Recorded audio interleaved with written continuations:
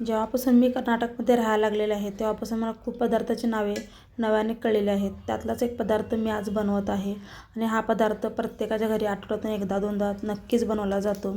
जेव्हा पण मुलगी बघण्याचा कार्यक्रम असतो तेव्हा हा पदार्थ नक्कीच बनवला जातो आणि आपल्या चॅनलवरती आज पहिलीच रेसिपी आहे, त्याच्यामुळे हा पदार्थ मी घेतलेला आहे. आता कढई छान गरम झालेली आहे, त्याच्यामध्ये तेल घालायचं. तेल गरम झालं की जिरे, मोहरी, कढीपत्ता, मिरची, शेंगदाणे सगळं घालून छान असं क्रिस्पी होईपर्यंत परतून घ्यायचं. आता खूप जणांना हा पदार्थ कळला पण असेल की मी काय बनवत आहे. ते छान परतले की त्याच्यामध्ये कांदा घालायचा. कांदा पण छान गुलाबी रंगापर्यंत परतून घ्यायचा आणि त्यानंतर आपल्याला याच्यामध्ये घालायचं आहे हळद. हळद घातल्यानंतर पण काही सेकंद परतून घ्यायचे. मग आपल्याला याच्यामध्ये भिजवलेले पोहे घालायचे आहेत. पोहे नेहमी करायच्या आधी 15 मिनटं भिजत घालायचे, म्हणजे छान असे फुलतात पोहे आणि सुटसुटीत असे होतात.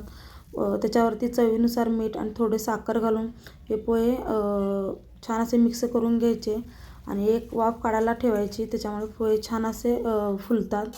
तर मी जो हा पदार्थ बनवत आहे त्याला महाराष्ट्रामध्ये कांदे पोहे म्हणतात, हे सगळ्यांना माहिती आहे. पण कर्नाटकमध्ये ह्या पदार्थाला आवलक्की असे म्हणतात. तुम्हाला ही माहिती कशी वाटली मला कमेंट्समध्ये नक्की सांगा. आणि कोथिंबीर घालून हे पोहे आपल्याला खायला घ्यायचे आहेत. त्याच्या आधी मी तर ओल्या खोबऱ्याचा किस आणि थोडं डाळिंबर घालून हे पोहे खायला घेते, त्यामुळे खूप छान लागतात. आणि इथंपर्यंत आला तर नक्की चॅनलला सबस्क्राईब करा.